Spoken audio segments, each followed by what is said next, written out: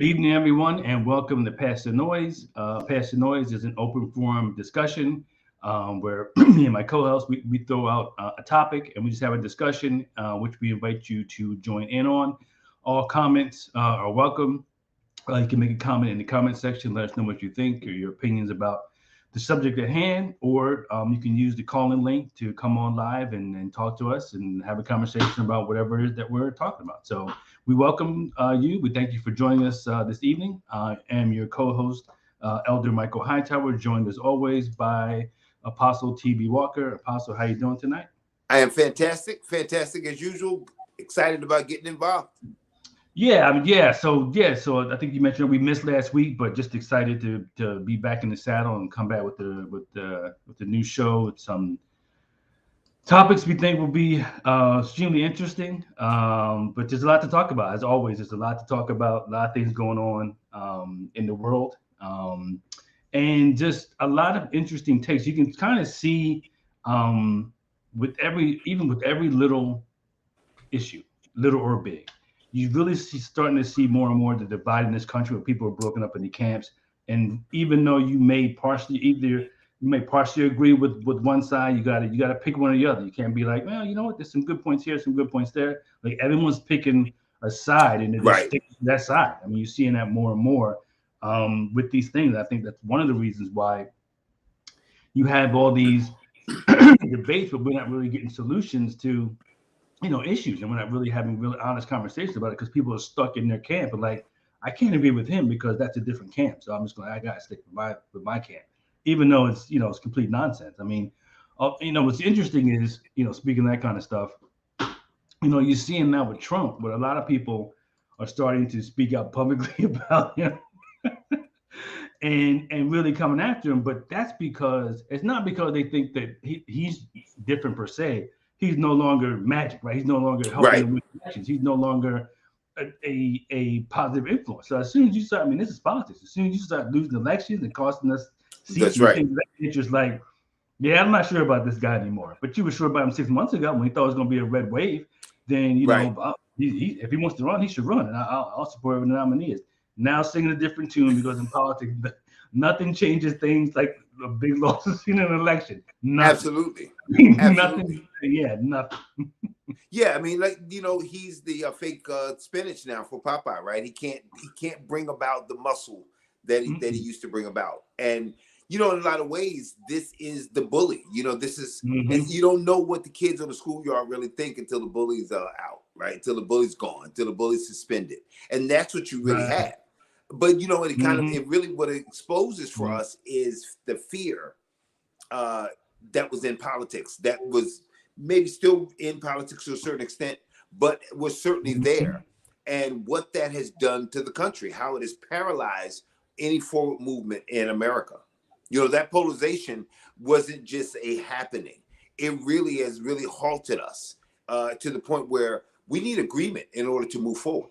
We need some mechanism for agreement. And what we did not get and what we haven't had really in the last 16 years is a real serious mechanism of agreement that works. How many times we have the government shut down? Yeah. When that becomes a regular thing. How many of the goals of the president that were more than the 3/4 of them don't come to pass, and if there's a quarter, we now have begun to kind of celebrate. Like, well, I mean, he got like 1 out of 4 of the things that he promised to do, and we look and say, "Hey, that wasn't bad." This is 2 out of 4. So we've gotten kind of used to this impasse where we only get half of what the government has promised to give us, and now I think as we get less and less, it's really calling us to stall out. Yeah, and it's a little too far. I mean, there's going to have to be a radical upheaval and a radical change to the system. I think the system has had, a monkey wrench thrown in it where it's just really being destroyed right before our faces. But that doesn't mean that a new way of operating isn't there. It just means that we really have to stop tinkering with this one and realize that this 2-party system is not going to work anymore. Interesting. Okay. We need more voices in politics. Unfortunately, we just have these 2 groups have monopolized American politics for how many years now? Oh, 150? Yeah. That's about right. Yeah, about 150 years. Yeah, that's about right. Yeah, it's been these two. Before it was you had a bunch of different. Yeah, man. I mean, you had all manner of parties. I mean, you had on an election, you have 6, 8 different groups on an election. Now we're just for 150 years or so, we've been down to it's just here's your choice: peanut butter or jelly. Right? Yeah. You know, you wouldn't. I mean, for 150 years, you couldn't have an ice cream shop that would work with just vanilla or chocolate, right? That would work anywhere. No candy store could either be grape or peach. That's it, right? There's got to be a greater variety. Except in our politics, we just don't have that. And I think this is what we're seeing right now. Definitely what we're seeing, and it's trending the wrong way, for sure. Let's see, we have a comment.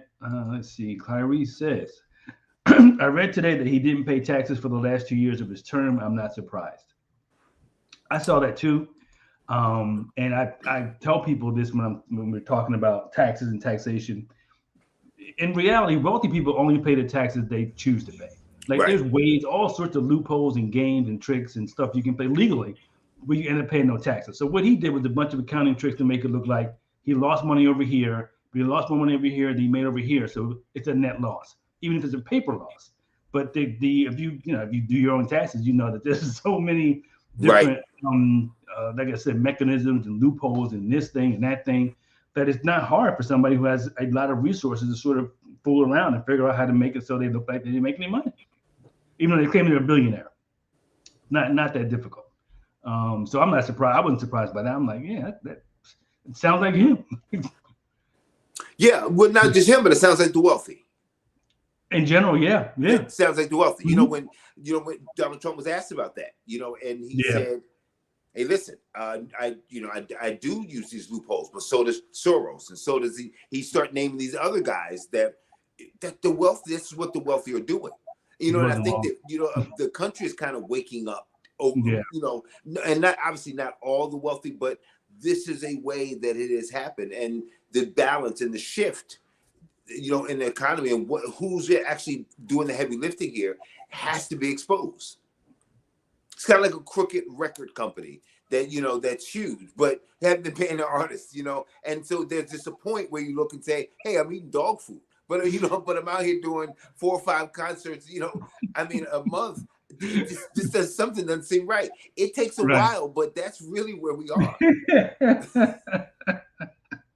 Yeah, it's got to be exposed. And I think people just don't understand. Like I said, there are some that don't do that, but they don't do that because they couldn't, because they choose not to. They choose to say, I'm just going to play more or less straight up, like regular people do. But a lot of them don't. And Trump wasn't wrong about that. He wasn't wrong. You have all these tax shelters. He would know where the shelters are and who else is in them. He would know. So that's right. Yeah, man. So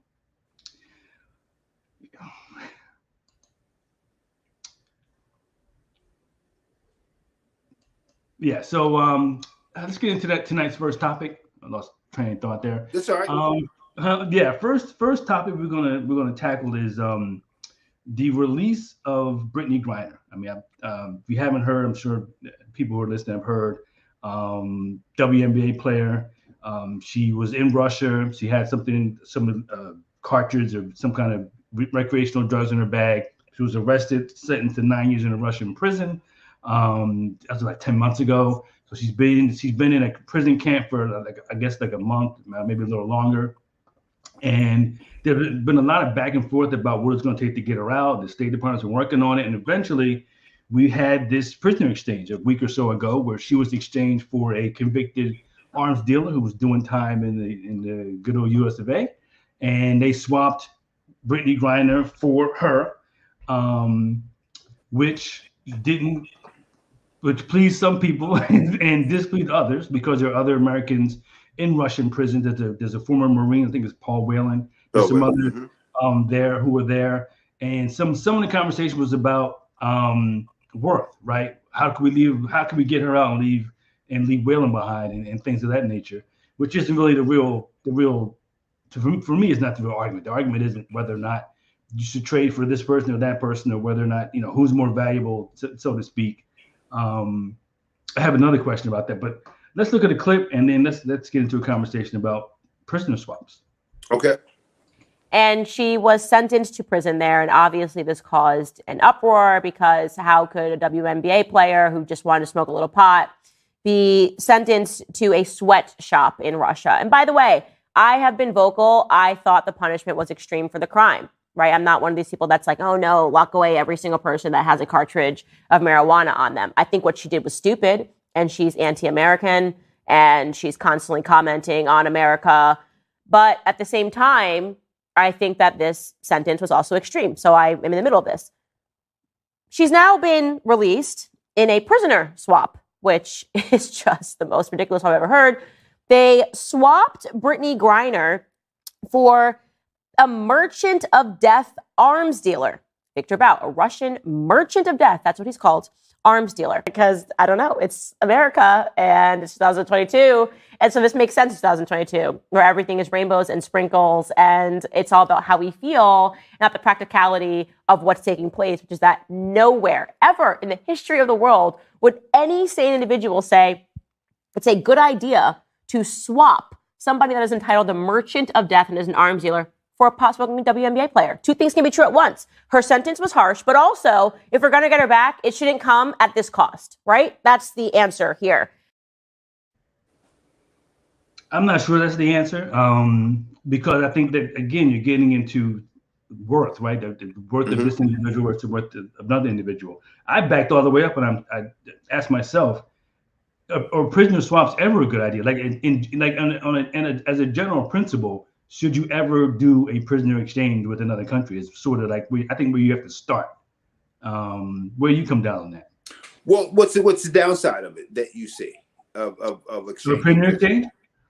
I mean, with a country like Russia, so they're not going to ask for, a shoplifter or somebody who was, right, on their taxes. They want somebody who we would consider a true bad guy, right? So in this case, a convicted arms dealer who's dealing arms all over the world or whatever else he was doing, but a hardened criminal, right? I mean, no one would consider Brittany Griner to be a hardened criminal. I mean, she made a mistake, she committed a crime, but she's not him. She's not an arms dealer. So I think that the question is, part of the question is, could your willingness to do prisoner swaps lead to more bad actors, lead to more Americans being detained overseas for things that are minor and being sentenced, to get other bad guys out? Like, does this potentially encourage more bad behavior? I think the answer is yes and no. Right. Okay. Here's the yes. If you do swaps like this, yeah, it does. If you do horrible deals like this, then yeah, it does. This is the, if you're in the prison yard and you let somebody take your Twinkies and your cookies, then and is everybody going to try to take something from you?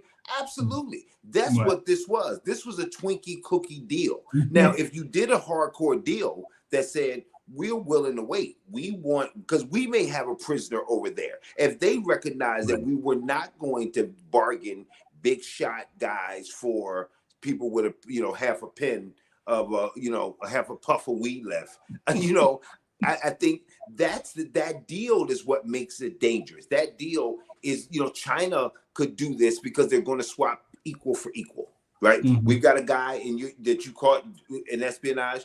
You have a guy that was espionage for espionage. We need our guy back. He's got secrets. We want to debrief him. You need your guy back. That makes sense. This one doesn't make sense. Now, if this is the way we negotiate, if this is where we operate, okay, I'll give you a Ford toy, I'll give you a Ford Fiesta and you for a jet. If that's how we're going to operate, then of course everybody's going to think that, like, here's the smoke, right? That's where we really are. I think that this deal from the White House was the schmo deal.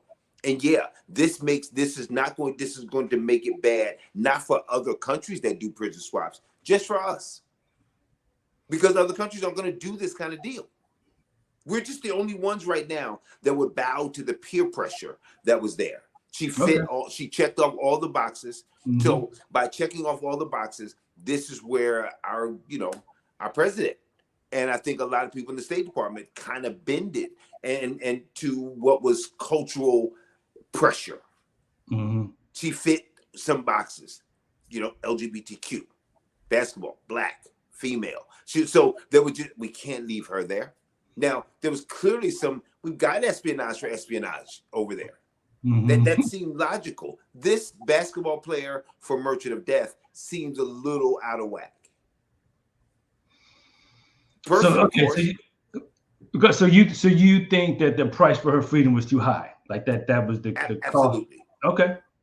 Well, I think absolutely, because look at what Russia gets. I mean, when we really look at the real scheme of things, this is perfect timing for a guy who needs the Merchant of Death right now, while Ukraine is just giving him a spanking of his career, right? So right. We know that Victor, this is perfect. The guy with all the contacts are still there. Mm-hmm. The context for more weapons that Russia is going to need is still there. So this is perfect for Russia. Yeah.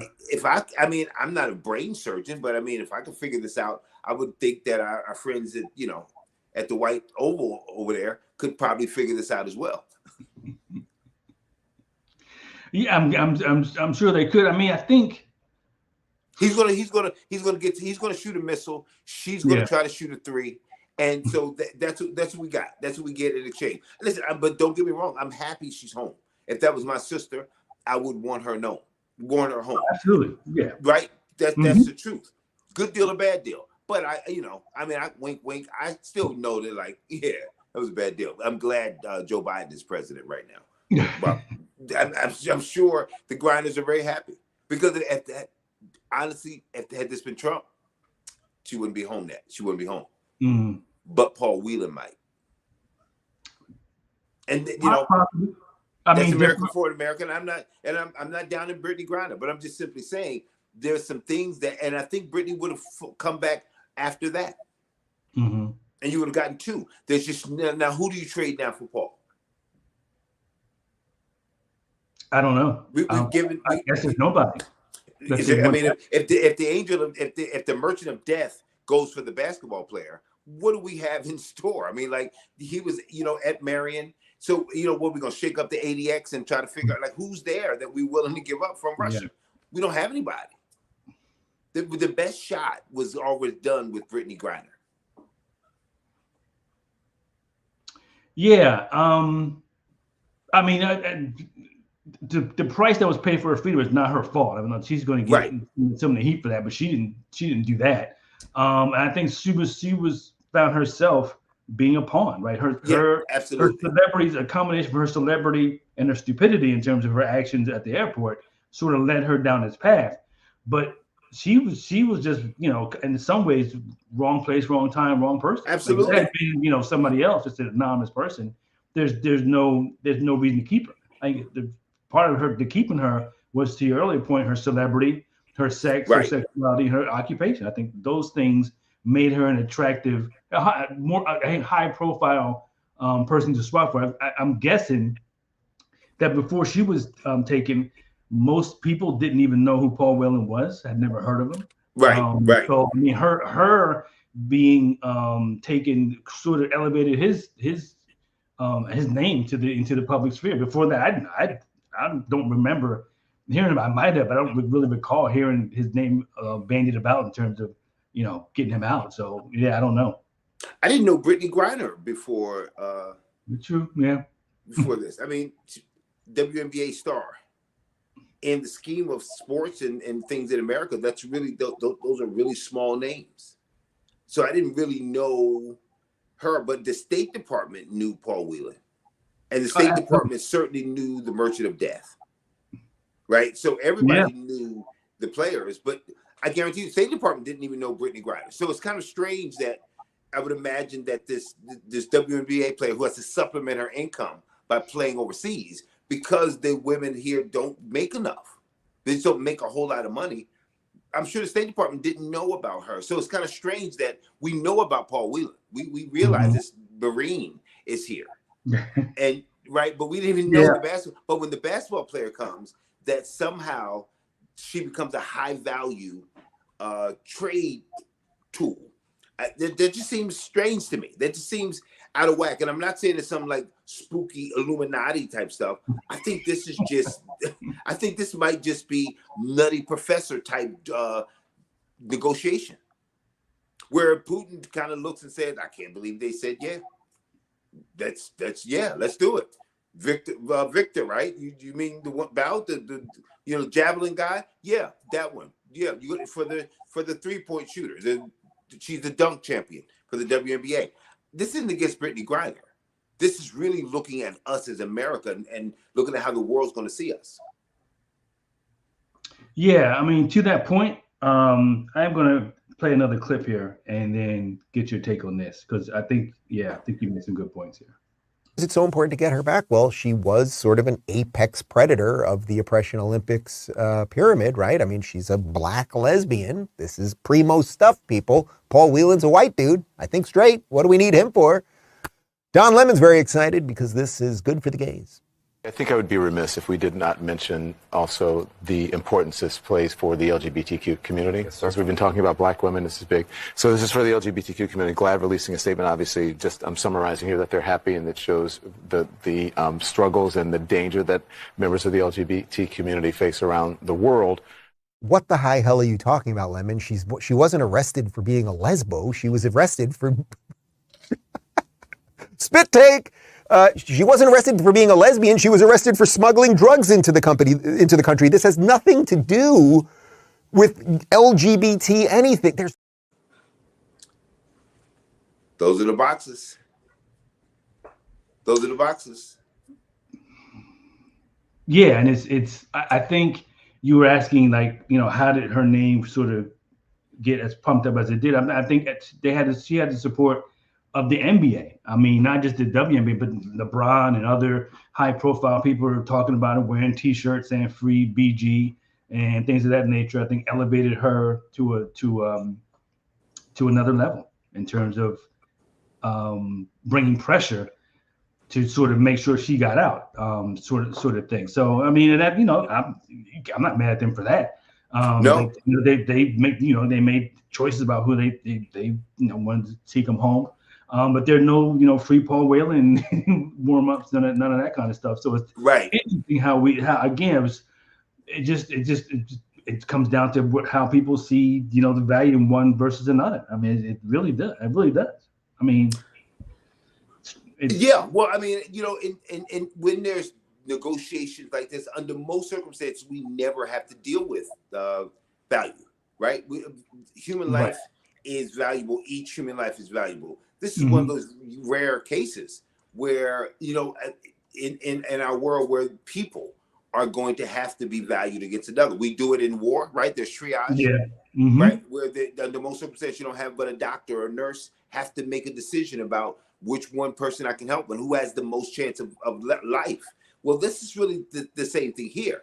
This one was LeBron and the power of the NBA and Free BG against what the State Department actually knows in terms of what the value of Russia puts on having this guy back. So not even just is Brittany worth Paul? No, it's really like, well, look at what Russia wants. Do we give them what they want here? They need this to help with the war effort. Do we, as negotiators, and unfortunately, we have to negotiate here. Right. If someone kidnaps, and we have a policy where we don't negotiate with kidnappers. Unfortunately, we have to blame the kidnappers there, but it doesn't mean that forces us to be in a position where we need to now break what we know are our rules. I think that's kind of the same thing. We kind of played into the hands of the kidnappers here. We don't normally do this, but the NBA is kind of, and the Rainbow Coalition is, they're up. Well, not the Rainbow Coalition. I bet I get Jesse Jackson upset with me. I don't need Jesse against me. I got enough folks against me. So yeah, so the various LGBTQ groups or IA groups are against. They want BG out. She's got a crying wife right there.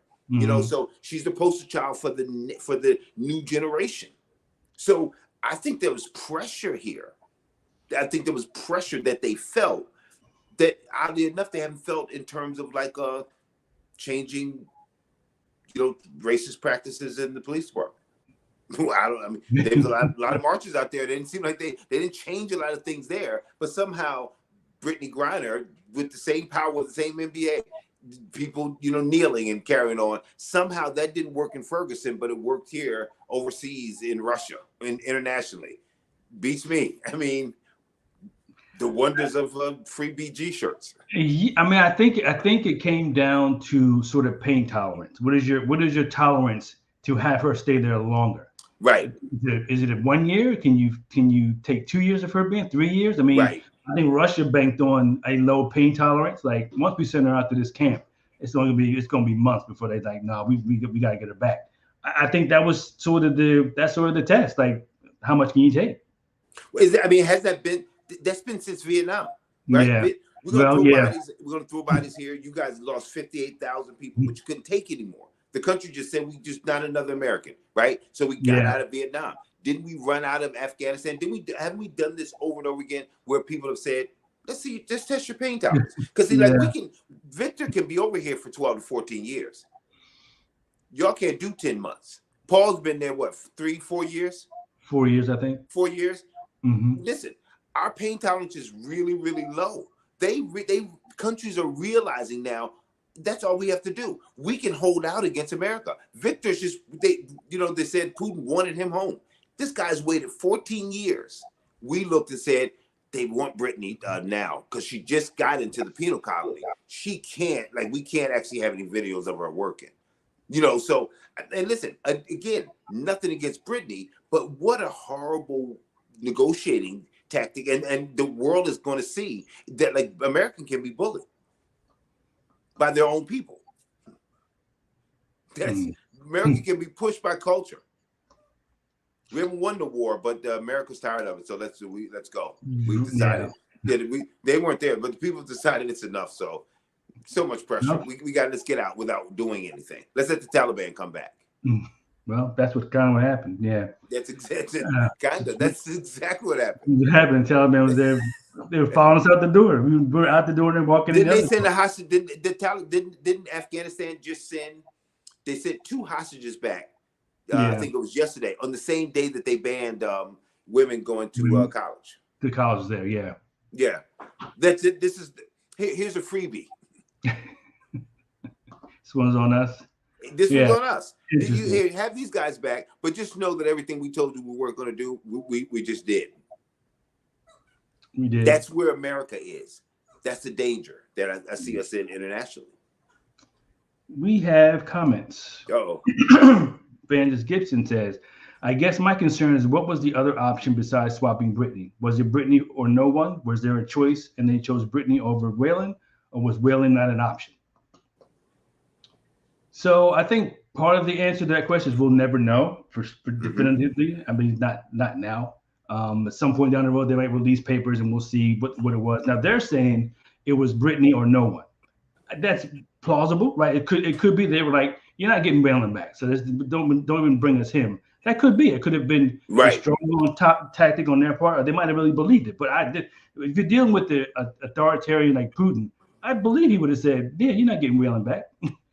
So it's possible that it was Brittany or no one. And that would have, if you think about it, put even more pressure on us to get someone. Because if it's Brittany or no one and you get no one, now you're really in it, right? I mean, if you get no one, that's the problem. That makes you even look weaker if that's possible. Don't you agree with? I mean, don't you think it makes you weaker if a deal's on the table and you say no because the price is too high?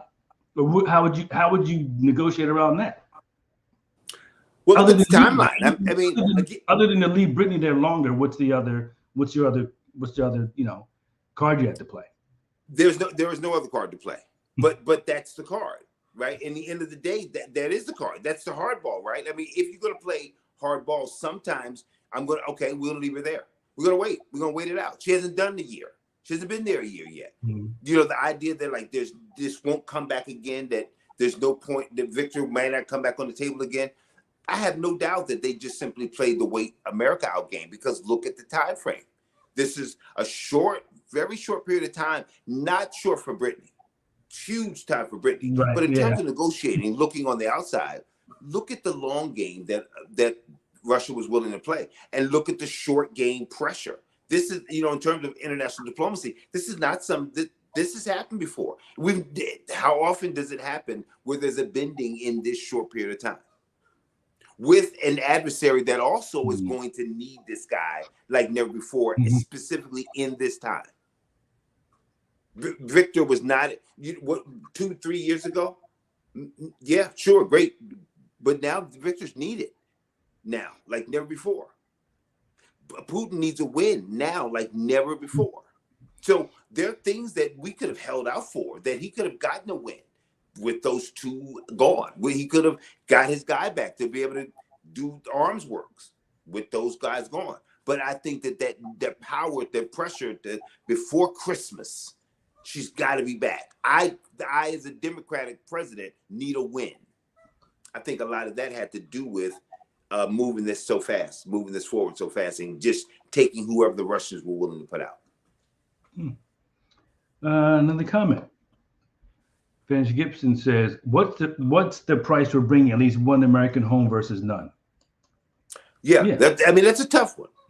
Absolutely, that's a tough one. Yeah, but I think again, if you look at it from the standpoint of like Americans coming home, there's no, nothing's. We definitely want Americans to come home. There's no value. There's no price too high that we wouldn't pay to have Americans come home. If it was only that. But it's also now the question of what are we giving up? Who's coming home to Russia? What does that do to American safety? If everything that was written about him was real, then what did we give up, and now are we safer? That becomes now the major question. Am I safer now that we've let him go home? And we've got this kumbaya moment, but we might have let someone go that's going to make our lives harder. And unfortunately, you have to weigh up, is it harder with this guy in Russia or with Brittany in Russia? It's hard, right? That's a tough question, but that's really kind of the question right there. For the Griner family, it's pretty easy. Yeah. But if we look at this from America, what if it was a basketball player, and what if it was Osama bin Laden? Right? A vow to destroy America. America's is the devil, right? So now, if we have Osama bin Laden and we have Brittany, and that's the only deal on the table, would it make sense to look and say, well, listen, we got to get one American home. So we sent Osama back to ISIS to take the lead again. Al Qaeda was missing its leader, and we just said we sent him back, but we got one American home. And so we don't know what's going to happen. Maybe he'll, orchestrate. Who knows? Maybe people fly into a building. We don't know. But we don't know today. I think in terms of that, one American sounds great, but what are we giving up? Who's going back over there? It's tough. I mean, it's a tough one. So you're talking about lives. You're talking about someone who we see has been treated unfairly. Absolutely. Punishment. She didn't deserve that. So I mean, it's tough. And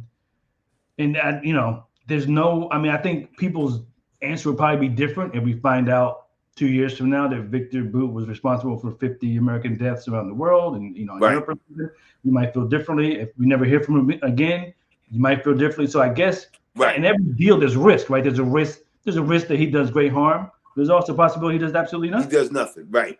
So we don't. Yeah. So that's the unknown. And I guess if you're saying we want Brittany back, you're saying we'll take Brittany back and accept the risk that he may do something, but we're hoping that maybe we can neutralize him. He won't do something. So there's a lot involved there in terms of these types of situations. That I don't envy the people who have to sit in a room making these kind of decisions. Absolutely, because it's definitely a tough call. Yeah. So I mean, kind of in the same vein, but sort of moving on to another topic. Just want to talk about America's ongoing culture wars. Okay. And I think, when you think of culture wars, you think of conservative elements versus more liberal elements in terms of values, or the way that we codify morality in our society, whether you're talking about guns or marriage or abortion or sexuality, separation of church and state, those kind of things. So whatever you're talking about, moral sort of things, there seems to be, there has been sort of an ongoing war between two factions, sort of to get stuff codified and to sort of get their point of view represented in government or in other leadership types of positions. We can see, I mean, if you just look, you can see that any sort of culture war that we're having now is being lost, right? Being lost to the more liberal factions. I mean, mostly because freedom is what people want. People want the freedom to do whatever they want. And we've seen this movie before, like with prohibition. The reason why prohibition failed wasn't because the law was written poorly, it was a bad law, it's because people refused to stop drinking. And we to go to great lengths to make and to get alcohol so they could drink. I mean, that's why it failed. I mean, you can pass all the laws you want over moral issues, but in the end, people will do what they feel like they want to do. And eventually, the laws will sort of represent what society will allow. Like, well, yeah, you can do that, and the laws will eventually reflect that. And I think you see that across. Just across the board. I mean, if you're talking about it from a spiritual perspective, we know it's lost. Like, we know that we cannot force people to live according to Scripture. That just that's impossible. And in fact, the Bible tells us that the world's going to get worse and worse, and that there's nothing you can really do about it. He's not concerned, or he didn't come to fix the Roman government and make sure the Egyptians were sort of had the good laws. It was like, I'm coming for the people, the souls of the people. What's important, not the way that you organize yourselves with regard to the government. So it seems like, from a Christian perspective, we're fighting against social decay that's sort of already sort of too far gone, so to speak. But it was an interesting incident in Virginia where a restaurant refused service to a Christian group, and the Christian group was had your typical. In fact, I'll just put it up on the screen here so we can take a peek. If I can put up here. So it's called the Family Foundation. And you can kind of see, I mean, they're sort of fighting for traditional values. Marriage is one man and one woman, not, against abortion. Things of that nature. So it's just a typical. I mean, I went to the website. It's the typical stuff you would see from an organization that considers itself religious. I mean, I agree with most of what's up here. Like, the sentiments that they express are sentiments that people of faith would express. Like, but they were refused. So they booked a restaurant reservation. They were refused service. I'm going to play a clip about why they were refused service at this restaurant. A restaurant in Richmond, Virginia, refused to serve members of a conservative Christian group over its views on abortion and traditional marriage. The Family Foundation says it had scheduled an event at Metzger Bar and Butchery last week. They say management from that bar canceled their reservation with only 2 hours before the event. The wait staff apparently was told about the group's beliefs and then refused to serve them. Metzger's Bar posted a statement without naming the Family Foundation. Part of it reads this way: "We have always refused service to anyone for making our staff uncomfortable or unsafe. All of our staff are people with rights and deserve dignity and a safe work environment." A new op-ed is asking this: does President Biden's Justice Department care about the civil rights of Christians? Arguing if national civil rights legislation is to be enforced, it should be enforced even-handedly. If Metzger's had denied service to a Muslim group, the Biden Justice Department would rush to the aid of the Muslims. If it won't protect likewise Christian groups, the department itself is engaged in bigotry by omission. Well, yeah, I'd love to hear your thoughts on that. What do you think? So it's a couple of things. So a business has the right, I suppose, to refuse service based on whatever criteria they choose, right? So no shoes, no shirt, no service, right? But those are like objective things. Like if either you have a shirt on, or you don't have a shirt on, right? You're male, Right. female, black, white, whatever. That's sort of an objective standard. Here you had talking about things that are subjective, like protecting our staff and making them feel safe and comfortable, and those Right. kind of things. Unless the people are going to come there and do something other than order food and eat, I don't know what you're protecting them from. This feels like a punitive measure against a group with which they disagree about the things that they support. That's what it seems like. And it seems like maybe not outright persecution, but it's certainly a precursor to persecution in that you're shunning a group, a faith-based group based on their faith. And you're saying you can't, we're refusing you service based on that. You haven't done anything to us directly. Right. We're still refusing you service. So for me, it's like, and the way God letting us know, this is just a tip of the hat. This is nothing. This is what's coming now. That people will feel very comfortable, and there's no backlash against them really. I mean, in that community. In fact, they had overwhelming support to the point where the owner was like, "Yeah, we're good," because we had overwhelming support in our community. Right. So this is what's coming for people of faith, where you're going to have people saying, "We don't want you here. We're going to discriminate against you. Have a nice day." Yeah, well, let me put it this way. I think you're right, 100%. This is what's coming with people of faith who are out, right? Mm-hmm. Because if that quiet Christian, I'm not going to make any waves. I don't even, I don't wear it on my sleeve. It's in my heart. I'm not going to mention that problem, Christian. They're going to eat. They can eat everywhere they want, right? They eat like a pig at a trough, so they'll be fine, right? But for Christians who are, I'm standing for certain values. I may be outside with it. You're going to see me with it. I may have it on my car too. Those believers are going to struggle in this time.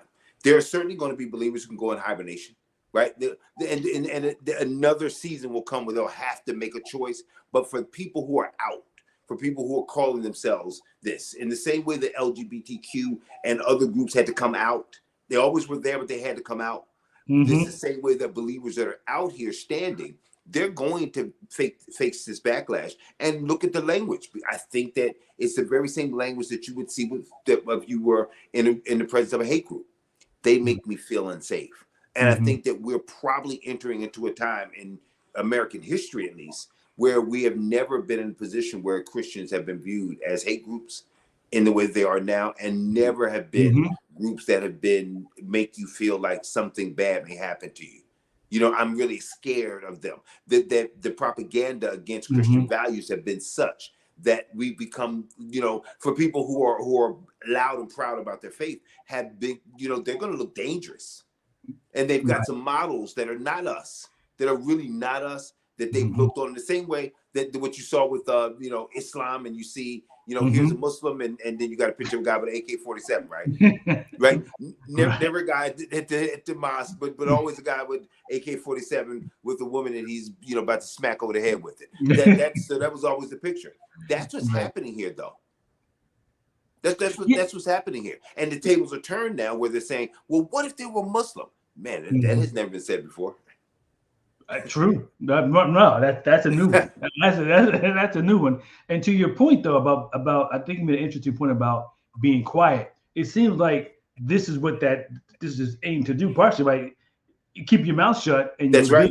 As soon as you open your mouth, and as soon as you put up something on your website, we're going to have a serious issue. I think some of that is intimidation of the faith community, or attempted intimidation. Like some of us will not be intimidated by this, but some will, and some will say, "Well, you don't want to offend." The problem is that just by virtue of being a Christian and walking in your beliefs, people are going to sometimes feel uncomfortable. I mean, there's no way around it. I think this myth that somehow we can operate in the world and people will always just be loving us and patting us on the back. Right. It's not just a myth. It's extremely dangerous because it's a lie. It's simply not true. People will be uncomfortable, should be, around you if you're a person of faith and they're not. If they're doing things outside of God's will, they should feel like not 100% comfortable. And right. Like you trying to beat them down, but again, by virtue of walking in your faith, and espousing what you believe, that's going to make people feel intimidated and upset with you. So I think that's something we got to be prepared for. Well, absolutely. I mean, listen, today is a time, the time we live in now is really a special time because it's a time of identifying, right? Mm-hmm. And it's a time of you identifying who you are, Mm-hmm. right? Who you identify with. Those questions are being asked. And, I identify as a man, I identify as a woman, I identify as a furry, identify as whatever they want to identify with. And but that season and time of identification, though, is also requiring everybody. It's kind of like a room of 50 people, and 20 people are now identifying. Everybody else now going to go across the room and say, how do you identify? What about you? What about you? What about you? Once it started, there's no group in the room that's going to be exempt. So eventually, whether you're quiet or not, people are going to come around and say, now, wait a minute. Do you identify as one of them? Mm-hmm. Right? Remember Peter, right? Mm-hmm. Just by virtue of being with Christ, right? Right. He hadn't done anything. They were like, wait a minute. Weren't you with him? Weren't you identifying with him? And now we need to know, do you? Right? They're watching us. We're in the world, right? So I need to ask you, because I think I see you talking about that at work. I hear you talking about that at work. Are you one of those? That same question is going to be asked of every one of us. And we're being challenged to the question of, will we be willing to identify with Christ? They're out there. So must we get out there, but we're going to make people feel uncomfortable, but also unsafe, because this is how the enemy has made people look at us. We're the killers of people. We're the destroyers of people's hearts. Listen, I mean, some of the suicides that have come with these kids that have, couldn't come out to their Christian parents. It's because of these devils in these parents. So the script has been flipped where we've become the insensitive ones. You don't want people to love who they love? That's evil. And so once you have that and you get enough the generations that have that ingrained, man, we become the bigots. And you know how we think about bigots here. We become the prejudiced. So if we want to know, what's that look like in America? Man, just think about it. The same way we've seen it with other groups and the way people been ostracized and beaten. That's what comes with hate groups. That's what they're going to eventually see Christians as, a hate group. I think we're well on our way to that. So Jesus was, right? They killed him. The guy who did miracles and brought people back from the dead, he ends up on a cross. Man, crazy. But yeah, we're definitely heading that way. Let's see. We have a comment. Clarice says, this is the same type of news when Christian establishments refuse service to same-sex engagements. Do you think the era of whites only is the same? So is it the same? So I guess the first question is like the baker. I think there was a baker who refused to make a cake for a same-sex couple. Is that the same as they're refusing service to a faith-based group? No, I don't think it's the same. I don't think it's the same. Well, you know what? Let me take that back. Because in thinking about that, I think that does make it a little difficult. But I think that the law is still the law, and I think the baker. Here's the thing: I don't think that the baker was right. Okay. I thought the baker was wrong too. In a secular business, the rules, and I think it's kind of written down there. That in the amendments in terms of the sales and retail and civil rights, that you can't refuse a customer based upon race, ethnicity, or creed. Right? That's also written and codified. So the idea that I can refuse anyone for any reason. Not in America, not for any reason. Now there are some definite reasons which you can, but now can you refuse a person because of their race? I don't believe so. I can't remember where that is, but I remember that being actually codified in the early 70s.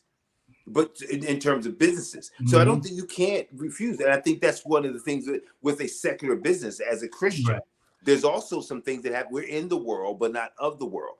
We don't have to. But now, if somebody had something that was pornographic, Mhm. Sure, I can refuse to do that, but on the basis of my business practices, but not based upon the fact that you're gay. That's open discrimination. So for a secular business, your view is you can't stand on your beliefs in order to deny a potential customer service. So you think No, that's, I'm not saying I couldn't stand on my beliefs. I couldn't, I mean, to deny them, in order what to you're deny going to them do with the service. cake, it becomes an issue. Right, that's what I'm talking about. The cake. If it's a wedding cake, you know what? I mean, I think that believer has to make that call, but I don't think legally. I'm not sure if I could see that legally. I'm not sure if I could see this cake, this wedding cake. Can you put two guys on the on the cake? That's a tough one. But because I think if that was allowed, then you have to then kind of the other one's kind of allowed. Like, we don't serve people who have conservative Christian values. I could see how you could draw sort of an equivalency between the two. I think it's because we think of I include myself in it. We think of the baker as operating someone on emotion. There's no doubt that the restaurant people acted purely on emotion. Like, they weren't acting anything legal. That was just pure emotion. But I think it's possible for a Christian to stand on their beliefs with no emotion involved. Like, this is what I believe. It's not emotion. So could a non-believer. Atheists can have a belief. I don't believe. Right? Not believing and believing kind of work together, right? Either you believe or you don't believe, but they both are real things. And so it is the belief, I suspect, is the thing that can't really be in the workplace, right? In terms of discrimination, because it falls under the heading of discrimination. It didn't before, but now that we've added this in, it really because marriage is legal. Right? Those are legal marriages. You're not going outside of the law. So there's lots of things as believers that I think we have to do. You know, if you're a doctor, you know, you're going to treat a gay patient. You know, can you look and say, no, you brought that on yourself. So no, I'm not pulling that out. No, absolutely not. No way. Right. So, I mean, at the end of the day, our faith still allows us to be able to, you know, be in this world and recognize that I'm not responsible for what you do with this cake. But now, you know, putting a guy with a fake kid, guy with a tuxedo, and another fake plastic guy with a tuxedo, I think we may be at that point to say that messes with my faith. That's two fake, you know, men on top of a chocolate cake. That really just going to throw me off. I think that might be taking faith a little too far. Okay. You know, because I mean, if you work think about if you're a Christian, and you again, we had a situation where the woman wouldn't stamp the marriage license, right? Right. Yeah. I forget where it was, but yeah, she wouldn't issue the license, right? I mean, whoever, you're not in danger of the hellfire if you like, oh man, I stamped it. I was the one. No, that's your job. Because our faith is supposed to make us still good citizens. Our faith allows us to be tolerant of unbelievers, right? We know that the believers or unbelievers are in the world. I don't think we're supposed to enforce the faith. We defend the faith, we live the faith, but I don't think we can enforce the faith. And I think that, you know, this ground is my business. I'm not sure what that means. I'm not sure if that's love. I'm not going to do your lawn with my lawn care company because I'm a Christian. I'm not sure that that's love. You know, with the same Jesus who walked among lepers, who, you know, went into, you know, got Levi out of the house of other publicans and drunkards. I'm not sure that that's American Christianity, but I'm not sure if that's real Christianity that has this ability not to eat with those who are unclean. Because that's what Jesus did. Wow, he eats with the unclean. I can't believe he's over there with the lepers. He's a drunkard and a wine bibber. Yeah, it gives you a bad reputation. And I think Christians in America have fought hard not to have a bad reputation. But in some cases, we might need to look and say, there's a ministry in this cake. There's a ministry in how I treat you, even though I don't agree with you. And I think we may be missing that, thinking that we're holding the banner and saying, no, I can tell you how I'm a Christian. You can't come in here. I think that maybe the door should be, come on in here, and then you'll see what a Christian's really like. Because I can love you even though I don't agree with you. And a cake is a cake. That's not my faith. Don't get it twisted. Because you're a Christian, that cake is not your faith. That's my faith cake. I only give that to believers. What? That's flour and sugar, bro. That's it's the same stuff. That's the faith cake. No way. This wood I cut over here is Christian wood. No, it's not. No, it's not. I can't sell it to no gays. Come on. I think when we think about it, we miss an opportunity to. That's business. This is ministry. How I treat you. The cake is just business. I'm doing business with heathens every day. The same person that thinks that they're holding the line by not doing it with a gay, but another guy was like, yeah, that's my cake. If you only knew what I'm gonna do with that tonight. And they're too happy to sell it to him. Right. Right? Well, yeah. Checking everybody to come and say, are you married? No, this is for my bachelor party. I'll make it big too, because we're gonna have somebody jump out. Okay, so that's regular good old Americana. But that one is where I draw the line. I think that doing business with people of different understandings is actually more Christian and being able to show them love than this line that we draw that I don't think Christ has drawn. He didn't draw it with the lepers. He didn't draw it with the one with the issue of blood. Everybody else did. They turned around and was like, what are you doing? Not him. He said, who touched me? I felt virtue go out of me. This was an opportunity to minister with this blind Bartimaeus. And I think we may be missing that opportunity to wrap that cake up nice and say, listen, let me just tell you this before you get married. Here's some things that you need to know about Christ. And take it or leave it. Boom, there's your ministry. Mm-hmm. So we're not trying to save them. We're trying to save what? The sanctity of the business? He was. I mean, I guess I suppose that is what he was trying to do. That's why I think we have to look at that guy, look at the people, and look and say, do we really want to be on that side? That people say they made me feel unsafe because of their views. They don't have a gun with them. They just think some things that are different than me. And so my staff decided that if you don't think like us, then you can't be with us. We've been there before. I think that's happening. I think that's happening now. I think you saw that with the restaurant in Virginia, that refused service to the Christian. I think you sort of see that. I mean, would you eat at that restaurant? I mean, knowing how they feel about people of faith, would you eat at that restaurant? No. Okay. No. See, I think the idea of barring. We're going to bar this Republican. We're going to bar this Democrat. Boo! Get out of here, Pelosi. You can't eat here. I think all of those are. That's not Christians. Those aren't people of faith. But booing Trump and none of the Republicans. We won't let Mitch Romney eat here or Mitch McConnell eat here. Mm-hmm. No, that's not Christian. Or saying, hey, let's put Mitch McConnell here and let's make sure Pelosi, sits out back and eats. Neither one of them are Christian. Right.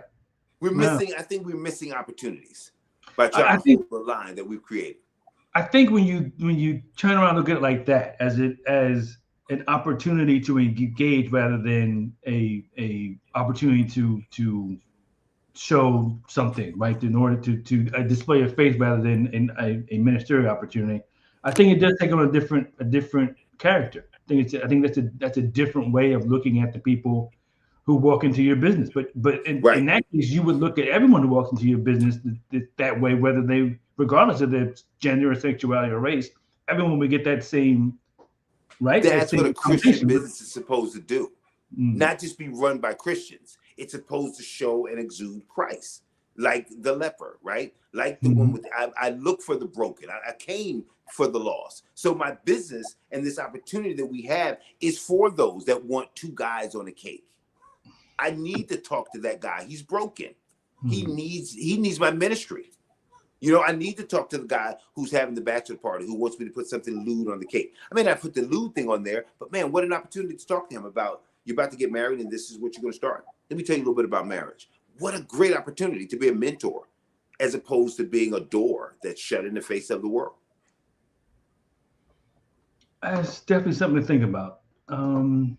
We have a comment. Yeah, definitely. Clary says, as a pastor, I'm sure I know the answer, but would you refuse to marry same-sex couples? Yes. Yes, without a doubt. I would definitely refuse to, I don't believe in it. It goes against, it's not biblical. So yeah, I would never refuse to love them, or I would never refuse to even counsel with them, because in the end, my counsel is going to be, you see, this is not going to work. I'm going to counsel them to break up. So, I mean, they want my marriage counseling, I'm going to take the wrecking ball to the thing. But at the end of the day, never would I want to sign my name to something that I don't believe in. No. I draw a line there. Yeah. I mean, that's different, right? That's an endorsement. That's violating a biblical principle. That's absolutely. And I think to your earlier point, engaging is not violating any biblical principle. Talking to them, telling them the gospel, just whatever your ministerial tactic would be, doesn't violate any biblical principle. So I guess that's really the standard, right? Is what I'm doing going to violate any biblical principle? And you go from there. I think that's really at the end, that should be the standard, not the way you feel, not whether or not you're offended, or not whether or not it's going to make you whatever. I think that's a good way of looking at it. Right. Yeah. I appreciate everyone differently. You would treat everyone who walks into your business differently if that was your point of view. If that would be your perspective, you would have a totally different view of everyone who walks in, because you don't know. Like everyone who's something, right, is not going to walk in the door with the waving the flag like I'm filling the blank. Right. Like, you don't know who it is, right, on a day-to-day basis. I think to your earlier point, the baker had people walking in and out of the shop all day, every day, and so he didn't know them. Like he didn't know that's right what they were doing in their lives. So yeah, I guess you're in a position to interact with people all the time that you could be effective in terms of ministry. That's I think that's what we pray for, right? Yeah. So you get this business that you're shooting the people away because they're sinners.